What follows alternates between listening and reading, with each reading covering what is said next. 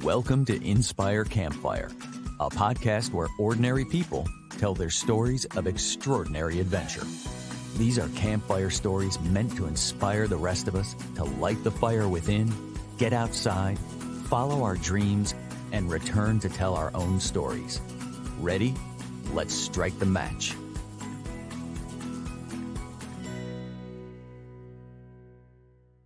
Welcome to the show. I am your host, Scott Wurzbacher, and today we're going to bend time and we're going to rethink what it means to live in the real world. This is an adventure podcast where we talk, among other things, about connecting with nature in order to better connect with ourselves. And today's guest has gone all in on all of the above, spending over 6 years living in the wild in the bush of New Zealand. Friends, get ready to be inspired and wowed. I have with me Miriam Lancewood, an adventurer like you have never heard or seen before. Miriam was born and grew up in a loving home in the Netherlands. After high school, she received a bachelor's degree in physical education, and then something set her off in search of adventure, taking her on a journey through Africa, India, and then 6 years of surviving and thriving in the wild of New Zealand with her husband, Peter. Miriam is an international best-selling author and has written 3 books, including the one that I read in prep for today's discussion, Woman in the Wilderness. She has a YouTube channel where you can check out all sorts of videos on living in the wild, and I am so excited to talk with Miriam today about her call to adventure and all that she experienced along the way. Miriam, welcome to the campfire. Thank you so much. And thank you so much for having me. Yeah, I am so excited that this was kind of a special connection because I know that you said one of the first things you said to me when we met was that fire was such an important element to you. So I tell you, I want to. I got the chance to read your entire book. I know the whole story. I have so many questions for you. I want to bring listeners up to speed, but let's go right to the fire. Miriam, what was fire to you, and what is fire to you? Yes, indeed. Fire, even as a kid, was a very important thing. Like fire is the symbol of adventure, you know. I used to do scouting as a kid, and we had to make a fire and cook on the fire. And I did scouting for like 7 or 8 years. And in our life in the wilderness, fire was like our living room. So obviously we didn't have a house or anything, just a tent. But where we lit the fire was where we're gonna sit and spend most of our time. Fire is for me like a little friend. When I'm alone in the forest, I light a fire and I feel not so alone. And it's nice to look at. They call it the bush television, right? You can always look at the fire. The bush Something television. is moving. Yeah. I love that. Yeah, so it's always nice. And it inspires people to talk honestly about themselves, I believe, because we met other hunters in the bush. We sit around a fire, and all these stories come out, very honest and personal stories. And I think it's partly the fire that, and they don't have to look at each other. So they look at the fire and tell the story. And I think that is what ignites all those stories. Yeah. Yeah, I love that. What a great explanation of, what we're trying to do here. This is our version of the campfire. You had so many experiences around the fire, and I just, I told you as we were getting started here, I just loved this book. I recommend it to anybody that wants to hear more about Miriam's story because I really felt like I was there with you guys. It was just so detailed and just described every moment on your trip. It was really awesome. Yeah, well, thank you. I'm glad you enjoyed it. Yeah. Yeah. So for listeners, could you just give us an overview of let's talk about the New Zealand piece. What is it that you and Peter did, and how did this whole thing come to be? Oh yeah, Peter and I decided to leave civilization in 2010. And we wanted initially only 4 seasons, only 1 year, survive on hunting and gathering in the wilderness of New Zealand, in the Southern Alps, high up the mountains, just to see if we could do it and to learn these survival skills. But after 1 year, we did not want to come back to town. So in the end, we spent 7 years in the wilderness of New Zealand and always nomadic. And we slept in a tent and we roamed around like nomads and we cooked in a fire. You did.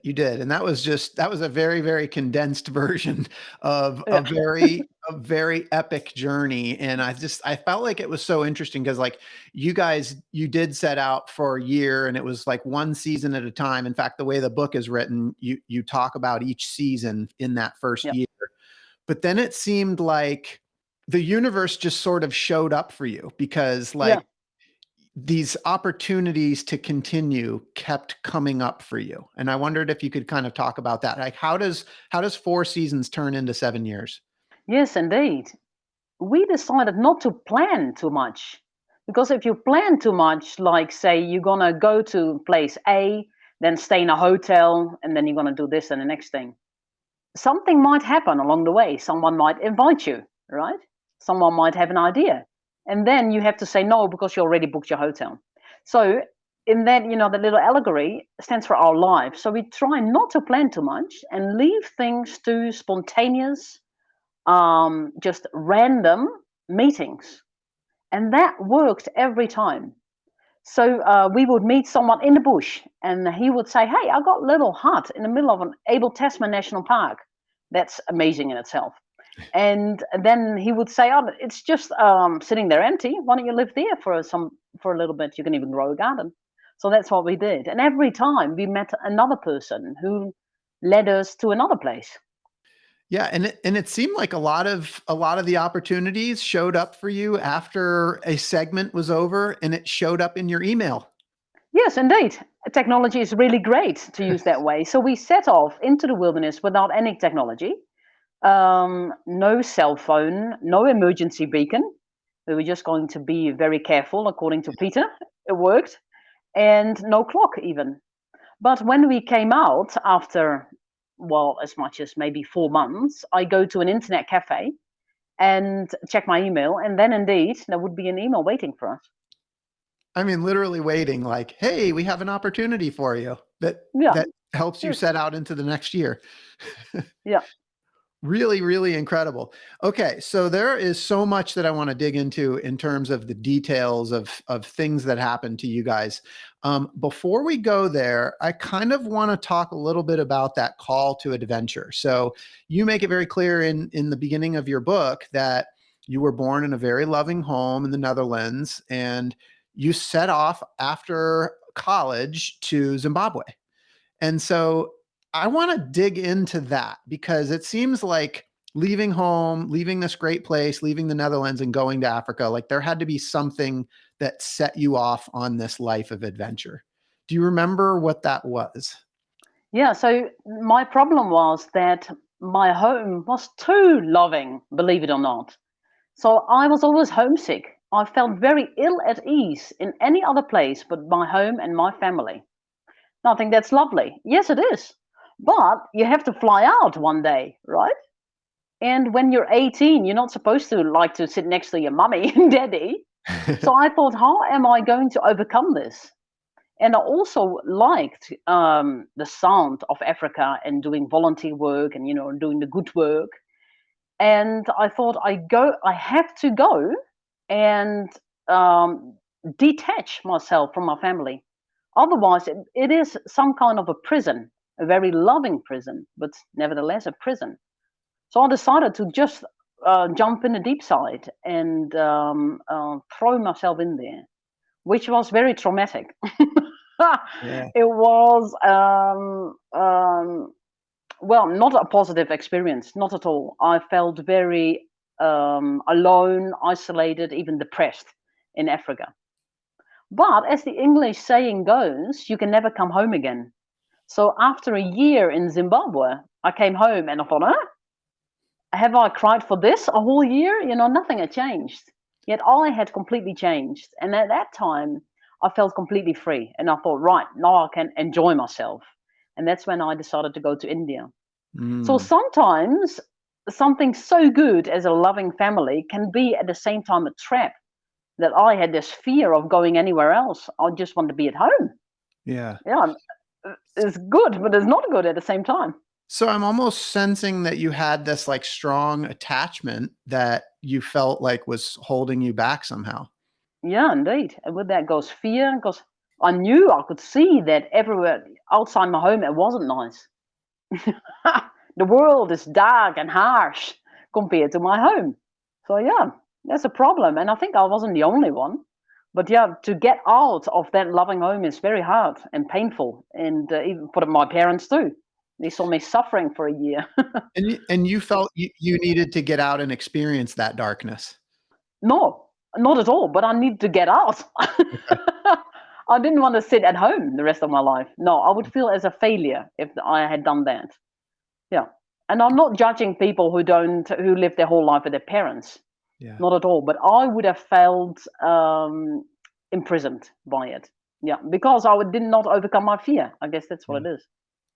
So a year in Africa, I'm curious, how did the Africa opportunity appear for you? Because you've had so many opportunities that have just appeared for you. How did that one show up? Oh, just look on the internet, volunteer work, and then you find all sorts of projects. A lot of them you have to pay for, which is ridiculous. Hmm. But this one was free at least, and I just worked for a year as a teacher. Yeah, Yeah. they were happy to have me, and yeah, so I went. So you went looking for that one, went to Africa for a year, came home, decided I need to go to India. How did that one happen? My sister went to India, and she said it's a wonderful country. It's cheap.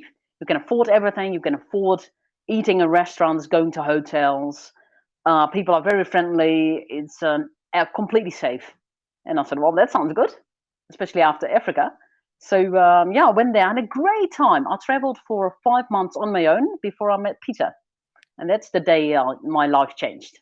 The day your life changed. So let's talk about that. Tell me about the day your life changed. It was the 22nd of January 2006, so almost 18 years ago.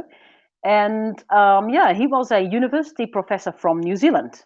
And he was 30 years older than I was. So I was 22 and he was 52. Had I met him in Holland, I would have said he's way too old. But in India, you can do anything. And I felt very free. And I thought, okay, we can travel together. I can learn a lot from this man. And I was looking for a man to go into the Himalayas with. And he was looking for someone to travel in the Himalayas with. So that was perfect. And so we did that. And no plans like to marry or to stay together forever, also because of the age difference. Mm-hmm. And I think, had he been my age, I would have thought, oh, I don't want to be forever with one man, Yeah. because then your future is already laid out. That's another prison. So the very age difference actually helped me to say, okay, we just take it as it comes. And I think that's a secret for any relationship, actually. Yeah. That's Yeah, to not wild. project into the future and don't take each other for granted. Yeah. Well, you both have become masters of living one day at a time and one foot in front of the other, which is really amazing. So let's fast forward. So how did you guys get to New Zealand? How did that happen? We traveled overland mostly through Southeast Asia and Papua New Guinea, even where he nearly died of malaria. Because Peter is always living on the edge. If he doesn't take the risks, he doesn't feel alive. So that's another reason to don't take anything for granted, because life can be over any time if you live on the edge. And yeah, we slowly came to New Zealand, his home country, and I worked for a year as a teacher to get residency. And at that time, we're thinking, like, we want to do something extraordinary, something different, maybe an expedition. And that's how the idea was born, to live in the wilderness, like nomadic people, like our ancestors, and also like the sadhus whom we met in India, because they take pride into having nothing. And so you only have that notion, well, from Westerners, when you grow up with everything, because everything is not so exciting anymore. How about nothing? Yeah. So we also thought, like, nothing is better, less is better. So we decided to give away the belongings, not that we had much, and yeah, go without technology and see how we could survive with even less and less. If we see dependency, we try to get rid of it. What was that? I'd love to be like, I felt like I was there with you guys in the book, but the conversations like leading up to New Zealand and getting to that point where you guys are deciding we're going to do this. What were those conversations like? Yeah, it's a long time ago. Yeah, we both wanted to live in the wilderness for sure.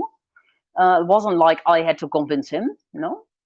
And we decided like, oh, we want to live off hunting. So I said, oh, I like to learn how to hunt with a bow and arrow. So I started practicing on a target, and then we set out to live off hunting. And that was a lot more hard than I could ever imagine, because Mm. it's all right to shoot a couple of arrows on a target. Hunting is a totally different matter. So yeah, it was very hard. But yeah, I can remember. Yeah, we're pretty similar in opinions and ideas about the future. Hey everyone, it's Scott here. Did you know that the members of my real estate team, W Realty Group, are listening to their own voices that call to adventure by setting big goals? Some of those goals include planning trips to Bali and the Kingdom of Bhutan, buying investment homes, and running the Chicago Marathon. At W Realty Group, we support and encourage these big goals and want to help turn them into reality. We're currently looking to add new members to the team. If you know a great real estate agent in the Charlotte, North Carolina area that would benefit from being part of our team, please send a text, an email, or give me a call. And know that when you support W Realty Group, you're also supporting this podcast. Thanks for listening. So I love that. That's a great segue because you started talking about hunting. And I think that, it's one thing to go on a camping trip for a week in the wilderness and, have everything you need, but you guys lived there and you made it your home. And so hunting was something that became a survival skill that you had to acquire in order to survive in the bush. Yeah. And I loved the way that you describe it in the book. Before you started hunting, you were a vegetarian. Yes, that's right. Yeah. And I thought, I at that time always thought, because my mum never cooked meat, so we were all vegetarian, and I always said like, no animal has to die for me. You know, I didn't want to inflict that cruelty. Um, but I thought if we're going to survive, we need to find ways, and there is just not so much to eat. Had we gone live in the wilderness here in Europe, because at the moment I am in Bulgaria, Mhm. it's a different place. There's a lot of nuts and fruits and everything to eat. Not in New Zealand in the mountains. There's hardly anything to eat. If you don't eat meat, you die, because there are only few berries, but only in February, March, and it's just not that much to eat unless you live in the coast. That's where the indigenous people, the Maori, used to live. But of course, right now the roads are on the coast and all the towns are on the coast, so there's no wilderness there. So I'm wondering, like, just for listeners, I would love to hear this progression of how you developed skills, and we can talk about hunting, but, born in the Netherlands, you went through this whole kind of life journey. Like, you weren't handed these skills. These were things that you had to learn as you went, Yeah. right? So I wonder if you could kind of like, and let's talk about hunting as a starter. Like, can you kind of take us through that progression of what learning that was like, and just kind of going through that place where you're vegetarian to now all of a sudden you're an expert. Yeah, indeed. It's a hard road. It takes very, very long to learn such a skill. Luckily, right in the beginning, I said, okay, in 10 years, I might be a good hunter. So that's a good start, because I expected some difficulty. But first of all, with a bow and arrow, wild goats are the best animals to go and Mhm. hunt for, because a rabbit is so small. It's a Yeah. small target, right? And wild goats, they're not so shy, so they would often stand there and look at you at about 50 meters. It was absolutely perfect. And good meat too, very tasty. We make them into curries. So I was looking for wild goats. I was after them, and I thought, okay, they will be and sort of everywhere and anywhere, right? Not so. They are in some valleys and not in other valleys. So only after the first winter, I learned to talk to hunters of, okay, where are actually the goats? And I said, oh, not at all here, in the wrong place. Here we have possums. But in some valleys, 8 valleys towards the west, that's where the goats are. Oh, no wonder I didn't see them. So you have to learn from other hunters. Very important. Talk to one another. Yes, so often, even when I did see goats, I would fire arrows and would miss them. And it's just very, very difficult with a bow and arrow. And after 2 years, I switched to a rifle. And suddenly that was so easy because I Hmm. already learned how to hunt, how to stalk, how to be quiet, how to get close, and then it's just a matter of firing. And a bullet would kill an animal so much quicker than an arrow. So I thought actually bullets are much more humane. Yeah. Yeah, whereas I had Understood this that. romantic Robin Hood idea that I would hunt with bow and arrow, and if my arrows are finished, I would make a new one, you know.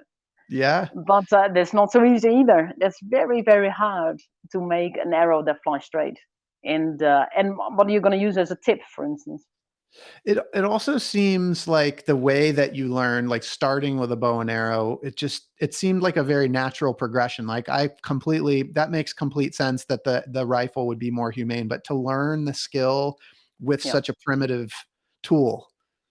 yeah, yeah, indeed. Yeah, and it made me a good hunter for sure. I'm glad I did it. Yeah. So do you remember, there were some great stories in the book. Do you remember like the first couple of experiences of actually firing the bow and arrow and striking an animal? Yes, indeed. Well, of course, my very first one Hmm. was very traumatic. There was this little kid and the two parents, goats I'm talking about, and I shot the little one. And the parents, they must have understood that that was it, you know, that I was not after them. And it was sort of a very, very quiet scene that seemed to go on forever. That this mother goat and father goat looked at me like, what has just happened? You know, and the process even of grief or something, you know, and disbelief, and you know, so human in some ways. And I just stood there, sort of helpless, like, what am I supposed to do now? And for my feeling, this went on for like 10 minutes. It can't have been, but it was interesting that the parents understood that I wasn't going to kill them, Mm. even though I just killed a kid. Yeah. Anyway, this is the horn of that little goat that I shot. And for me, it means the cycle of living and dying. Because me too, of course, I am an animal.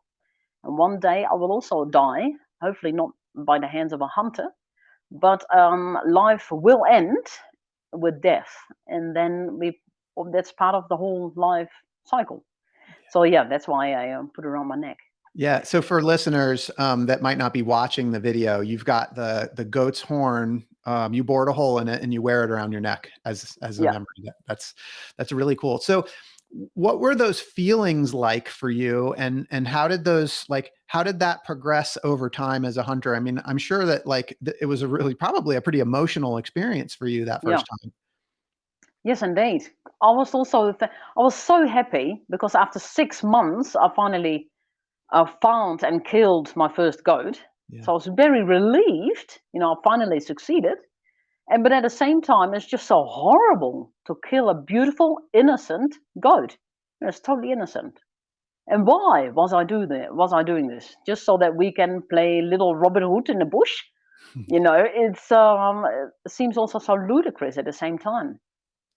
And a surprise, like, what am I doing here? But yeah, at the same time, it also felt so real. That's what I thought. Wow, this is so real. I don't know why those words came to mind, but yeah, this is reality. Completely understand that, and we're going to talk about that idea of reality. So how has that sort of connection with animals, um, both as creatures of the planet, creatures of the universe, but also as a food source, like how has that changed for you, and even like in the 6 years that you were out there, how did those feelings sort of change inside of you, or did they? Yeah, a lot. I think by looking for them so many hours, I got to know them really well. I know exactly where the goat likes to sleep, where it likes to eat, where it likes to sit, rest, mate, graze. You know, I know all about them. I know them inside out, and also the hare and the deer and the pig. And so you get to know them really well, much more than I would ever been as a vegetarian. If I look back now in Holland, I had nothing to do with animals. Nothing. Yeah. Not once. I don't see them. Nothing to do with them. So it's a strange way of getting to know animals. Yeah, you get a lot of respect, but as some people would say, well, if you have that much respect, don't bloody kill them. Yeah, I understand that. But yeah, that's what we set out to do. You know, survive in the wilderness. One thing that struck me walking through those mountains, and often we would see chamois or Mhm. the mountain goats or the tar goats. And I will not shoot them because they're too far away. But it's amazing to see them. And I think, wow, they are a picture of health. They can run so fast. They're so strong. There's nothing wrong with them. The way they move is amazing. Now, why do humans seem to be so sick? The way and the way us humans walk and move and behave and eat and talk, everything seemed to be so like sickly almost. And that's when I thought, like, we can be like an animal. We are in fact an animal, of course. We are some sort of ape. And I want to be completely healthy. Why shouldn't I? It's the most natural thing to be. Yeah. So it's a great inspiration. Our heroes. I love this so much. So, as I do want to ask you, like as a food source, you ate a lot of interesting things that so many of us in the West would never even think about. Like, you guys were making stews with possum. You made clothes out of possum. I'm Yeah. curious, like what that progression was like for you. Was it, was it easy to dive into eating foods that you'd never eat before, and especially foods that you had to kill and prepare? What was that like? Well, on the day that we set off to live in the wilderness, it was like we left that other world behind. We had no contact, no cell phone, nothing, right? I wrote letters to my family, but I never received anything Mhm. back, of course. So it was like, okay, I'm a different person now. And this person is not going to feel nauseous when gutting an animal. This person is just going to deal with it. I'm going to deal with anything that comes my way. So yeah, all that dealing with animal skin and Yeah. how to learn that, it's all very hard. Okay, this is what we set out to do. So I'm going to learn that. And it will take a long time. We've got plenty of time. That's one thing we had plenty of, an ocean of time. So I may as well learn these skills. And yeah, it was hard. But some things were also surprising, like brain. The best thing in the world is brain, eating brain. It's the texture of marshmallows. It's so nutritious. It's nice and fatty. It's just fantastic. Yeah, but I would never have thought. It's so interesting. I just kind of want to reflect back what you said, because you essentially just let go of any conditioning that you had of being the person that you were before you stepped into the bush. And it was like you were Yeah. just stepping into the bush with just like completely fresh, wide open mind. Yes, indeed. And it's quite hard. Yeah. Like, I'm so conditioned to not get my clothes dirty, for instance, because my mummy told me to. And so I have to always be careful not to get dirty. And after a while, I'm thinking, well, do I want to be a person who's always paranoid about not getting dirty? No, I don't want to be like that kind of person. I want to be a bit more, relaxed. And so, yeah, you do get to know yourself really well out there. Miriam, how do you do that? How do you just let go of conditioning? I think, does the environment, does nature just make it easy, or like, did you have to be intentional about that? Yeah, well, necessity is a good one. So I have to deal with certain things. Otherwise, for example, we don't eat. Or how do we get supplies up the hill? Well, we've got to carry it. Yeah, it's heavy, but yeah, what else are we going to do? Can't give up. So yeah, necessity. But also, we have no stress in the wilderness because there's nothing to compare yourself with. So a lot of stress comes with comparison, right? It's like some sort of race. I see society as a race. And you're always comparing with, he's going faster than I am, right? Out there is nothing. There's nothing to compare yourself with. No social media, nothing, and no mirrors to look in the mirror all the time to see how good you're not looking.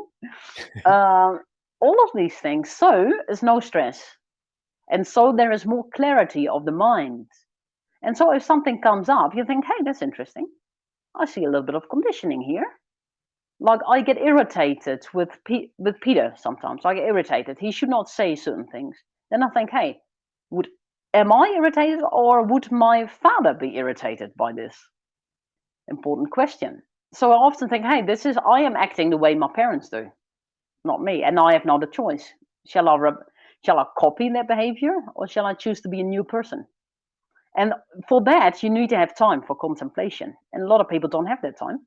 So yeah, I would recommend people go and sit by yourself for a month in the forest and see what comes out.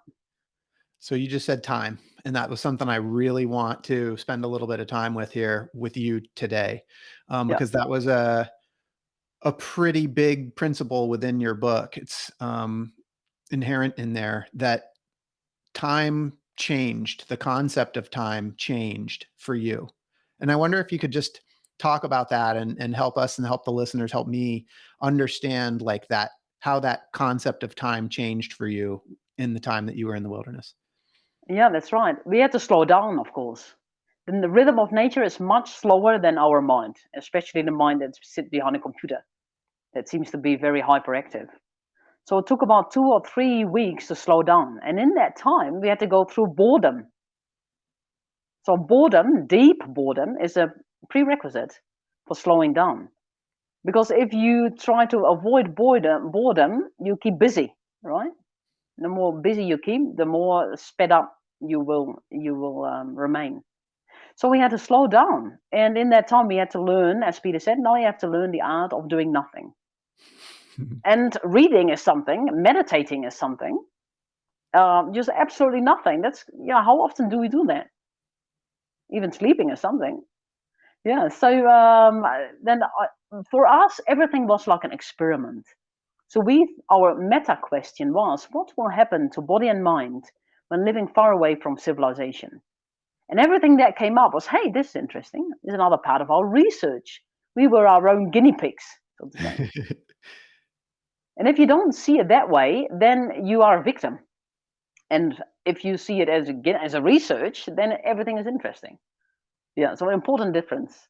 But to go back to time, the Greek invented this word, there is kairos time. Yeah. And chronos time. So right now we know it is Wednesday, 11 o'clock or whatever, and tomorrow is Thursday, and tomorrow I'm going to do this, and every Friday I'll do this, and then Saturday's weekend, all that, right? That's chronos time, completely planned, and we take a kind of security out of that. Like, imagine if that all falls away, that is nothing planned. A lot of people would feel insecure. Well, that's how we felt. So we moved into the wilderness and we felt like, the calendar feels like completely blank. Like our future is one big white sheet. Very strange feeling, but also very wonderful. Yeah. And that's one thing that have become very attached to. So now, if I have to do a little job for a few weeks, then I feel like being back in prison, in the prison of time, the chronos time. Yeah. Yeah, I like the kairos time, what the Greek called is completely, yeah, maybe a little bit to compare like the flow. People call that a flow. Uh-huh. So 1 minute might feel like 1 hour or really a timeless thing. And that's the same in the wilderness. It feels like timeless. One afternoon feels a week. So our last season that we did was in 2021 in New Zealand, a couple of years ago. And those 4 months really felt like 4 years. It's just amazingly long. So if you want to extend your life, go and live in the wilderness. I love it. So I have to share one of the stories that you told in your book that I just loved was I think it was probably within the first week or first month for sure, but you guys arrived at a hut. Yeah. There's huts all throughout New Zealand that you guys were able to use for shelter, and one of this first hut that you guys arrived at, if I recall, it was really filthy, and Yeah. you felt like when you got there you needed to clean, and you had sort of like this list, and you were like doing. And I think Peter maybe said like, what are you doing? Why don't you sit down? Why don't you relax? And it was like, you had to get out that sort of like that need to just always be doing. And it was almost like this withdrawal. Yes, indeed. I loved Yeah. that story so much. Yeah. So how long did it take to sort of get through that withdrawal? Yeah, that took about 3 weeks. But it's almost as though our consciousness is wired to doing. And the scary thing is, it doesn't even matter what it is. Yeah. Like a friend who came to visit us, he said, I really feel the same as what you experienced. I feel like I have to do something. She said, even carrying a rock from A to B and back to A sounds ridiculous, but that's what I feel is more purposeful than just sitting here and doing nothing. How crazy is that? So that's our consciousness. We have to be doing something. Well, so you said meditating is doing something, right? What is doing nothing? Nothing. Just sit there. Just look at the.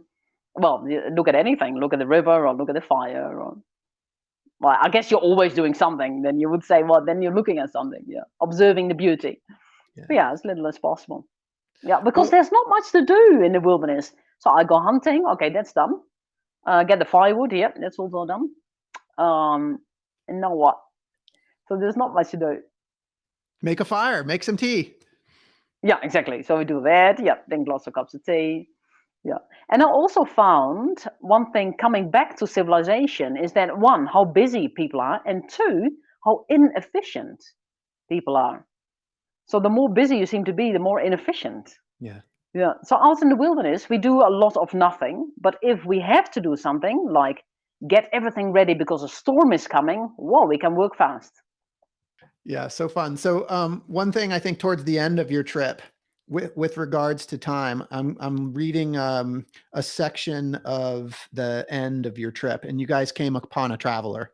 The traveler, you guys met up, and he said to you, I'm quoting from your book, "Oh, I wish we could have more time, but we've got to get back to work, back to the real world." And then you said, "But this is the real world." Yeah. I Unbelievable. How could love he get it that. that wrong? I love that. So he had to get back to the real world. You're Yeah. living in the real world. I just wondered if you could touch on that for a minute. Yes, indeed. How could he call the natural world the not real world? Surely he got the wrong way around. So we come from this earth, our ancestors, we're born in this earth. And all what humans made, it's real, of course, but not what sustains us, humanity, I mean. Yeah. So I think that's exactly the problem with humanity. We should reconnect with the earth we once came from, the earth we called our home. And with that, our instincts. So all we do is teaching children to ignore instincts and then go by knowledge and by cultural things and the behavior. But what would happen if we go back to those instincts? I think we'll be happier people. Yeah. And there, so just to kind of expand on that, one of the cool parts of this book was you put in here some letters that you wrote to, I think, your sister, Sophie. Is that right? Yeah, that's right. Yeah. And I loved reading the letters to Sophie. They were full of wisdom. But one of the letters, just something that struck me in your book, you said, the promise of becoming wealthy isn't so exciting anymore. I know what it is like to have the security of a job and living in a house. I know the competitive world where people fight themselves up the ladder for power and status. I know the world where pleasure becomes the meaning of life. What I don't know, though, and I think I should, is the natural world we were all born in. And then you go on to tell the story of Gilgamesh. And that story, I think maybe Peter talked to you about this story of Gilgamesh, but Yeah. I love that story so much. And that's another one I wish if you would tell us a little bit about for listeners. Could you tell us about the story of Gilgamesh and how that relates to what you guys were doing out in the wilderness? Yes, the whole story of Gilgamesh is trying to become to have for a life forever, so to fight death. And so this is the first story of all times. I think it's the first one ever written. And he wanted to become immortal. And so he found out the quest of Gilgamesh is to how do we become immortal? And then he cut down the forest because the forest was also a symbol of the seasons, and the summer becomes autumn and all that. Okay, cut it all down. I mean, not reminded of that. And I think that's precisely our quest of humanity, how we become immortal. And I think the whole development of AI is to become one with a robot who will not die.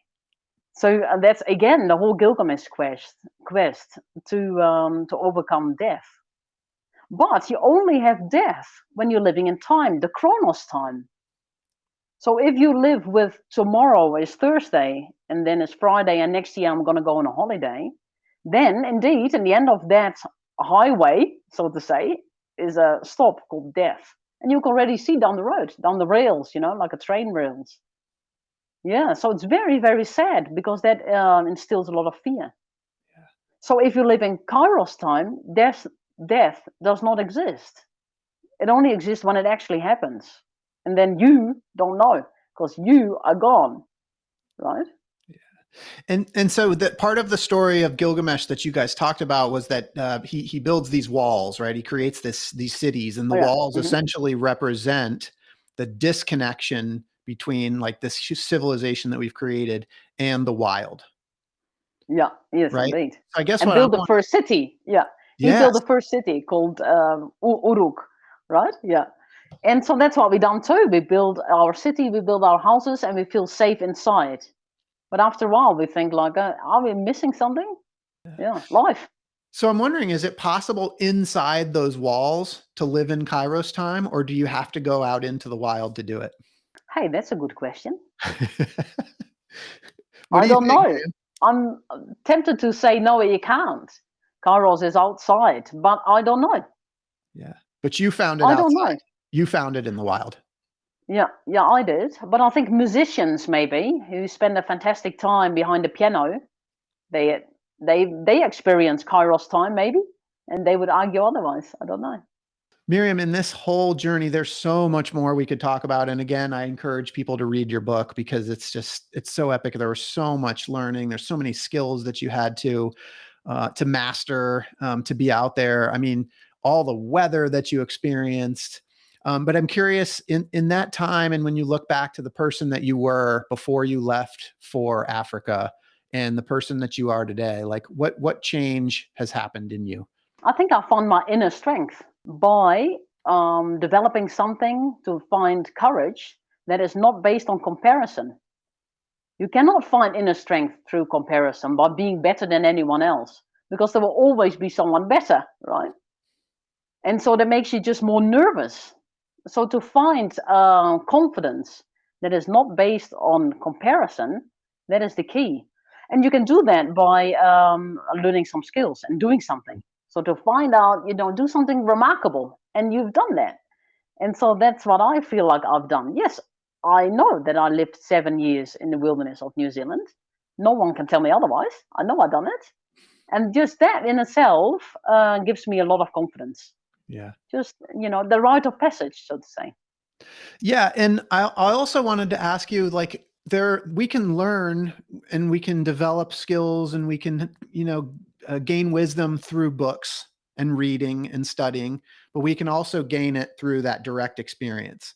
And I'm curious for you, like, was there a blend? Like, this book is full of wisdom. And I guess part of what I want to know is that all wisdom that came out of direct experience? How much was there study involved? I think you guys did some reading while you were out there as well. I was just curious on the balance there. Yeah, I thought, and I do the same with my YouTube shorts these days, to only tell the things that I really experienced myself, because only that sort of comes across. Otherwise, it goes 1 year in, other year out, I think. And also, everything I wrote in the book is my own experience and my own wisdom, not that I borrowed from other people. Because otherwise, they may as well read for themselves, in the Lao Tzu or in the I Ching or whatever. So, no, I didn't want to copy anything. So, yes, everything that we found out, I put down. Yeah, which is Yeah. a very small selection. Yeah. Well, so Peter was an academic, right? Yes, Earlier in indeed. his life, right? So I guess how did is there a balance of, like, is there value in the academic learning that comes together with the direct experience? Yes, indeed. He used to be a university professor. Mm-hmm. He looked out of the window and thought, I want to be out there in the mountains. What am I doing here? And he gave a say goodbye party. And he said to his colleagues, you got to live this stuff, not just write about it. And those were his last words. And then he left. And so that's exactly it. You can write about it, but it doesn't mean that you understand them, right? And so you got to live all those questions, like what happens to body and mind. You got to live it, experience it. And then you know for sure. Yeah. Miriam, I have to ask before we kind of wrap up here, does fear play a role in your life? Yes, I think so. There's always fear. And the moment we are living in Bulgaria and we see every day footprints of bears and lots of stories of bear attacks, and people get hassled, or everyone is afraid. And I still have to go out there and walk around, and I'm afraid. But I think, well, I'm not going to sit inside all the time. I have to go out there. So yes, fear is always there, but you have to face it, because I think the unknown has a barrier, and that barrier is fear. If you Because we're conditioned out of the unknown by fear, right? We see fear and we go backwards, back where we came from. So we have to overcome that fear in order to go into the unknown. And the unknown is, of course, the freedom. Mm. How do you deal with it? How do you overcome fear? Well, by seeing that I want freedom and I have to go through it, and often it's nowhere near as bad as I thought. So before we set out to live in the wilderness, I was terrified of getting lost. Lost. I go hunting, I don't know where I am, I get lost, I get hypothermia, I die. That was my idea.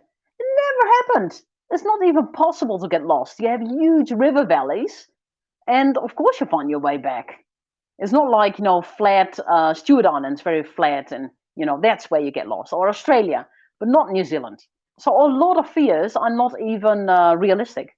Yeah. It almost goes back to what you were saying before. Like when you have the experience, you build the confidence, and the confidence helps the fear go away. Yeah, indeed. Yeah, you have to face it. Yeah, as I said, often it's not even realistic. It's not there. You didn't need to be afraid of it. Yeah. Imagine that. You spent 30 years being afraid of something and didn't need to be. There's more of that wisdom right there. I love that.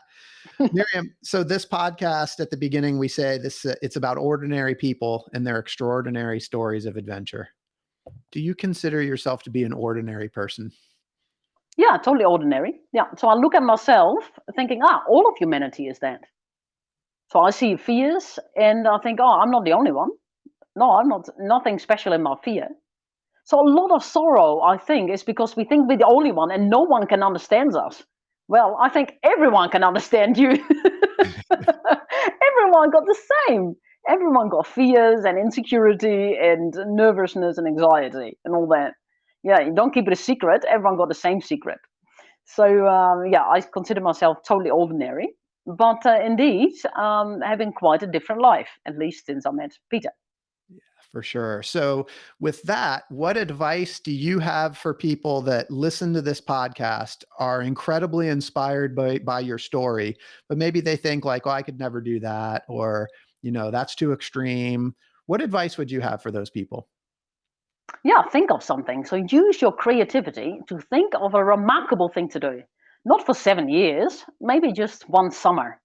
And you plan that properly, because if you don't plan things properly, you have to be really organized. If you don't, you're going to die. So that's what we did too. People think, it's all relaxed in the bush. Yeah, but we were very organized. So you do that, plan something just for the summer. It doesn't matter what it is, even if it's a long walk, maybe. There are long walkways all over the world. And you try and do that. If you don't want to go alone, find someone else, but do something. And then you'll be a different person at the end, and you'll be proud of yourself. And that's just an amazing feeling, to be really proud of what you did. Oh, I agree. I just love that so much. What's next for you? Well, with the authors of Wilder Journeys, we haven't talked about that yet, but that's another book I helped editing with Laurie King. With those authors, which are all adventurous people and have done many expeditions, I thought I want to go on an expedition with those people because they're really experienced. Awesome. And so I go with at least a couple of them to the Himalayas in August, and we're going to climb 3 passes over 5,000 meters. And without a porter and without a guide, we're going to do it all ourselves. And yeah, so I go on a journey through the mountains and see what we see.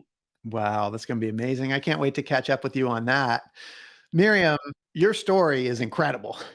And at some point, Hollywood's going to be reaching out to you because they're going to want to make a movie about you.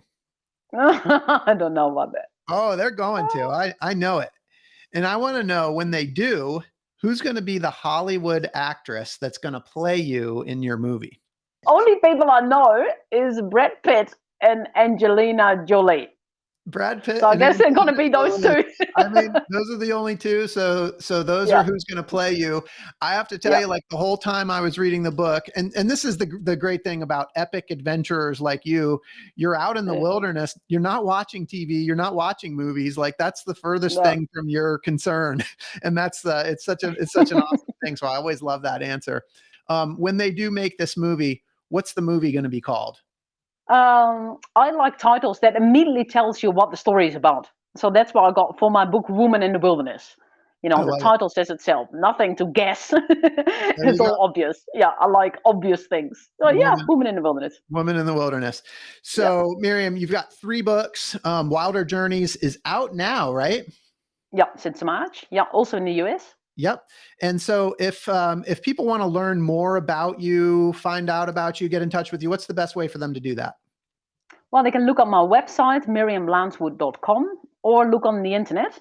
Just type in Miriam Lancewood, and you've got loads of interviews and shorts and little videos that I'll be making in the winter when it was boring and nothing to do here. So that's Miriam Lancewood in the wild. I call it is my handle. Yeah, Awesome. that's it. No Instagram or Facebook. Yeah. Miriam, this has been such a fun conversation. Thank you for inspiring me. Thank you for inspiring our listeners. I hope you'll just keep adventuring as you have, and we're going to continue to check back in with you and follow your journey because it's just incredibly inspiring. And for those listening, I hope you've been inspired today as much as I have. I hope Miriam's story has encouraged you to listen to that voice inside that calls you to adventure, because we want to hear your story next. If you have a story to tell, or you just need a nudge to create one, please send me an email. We'd also appreciate it if you'd help us spread the word by leaving a review and sharing or tagging Inspire Campfire in your social media. And until next time, I want to encourage you to get outside. Thank you for listening. Miriam, thank you so much for being here. Thank you so much for having me. It's been a great pleasure.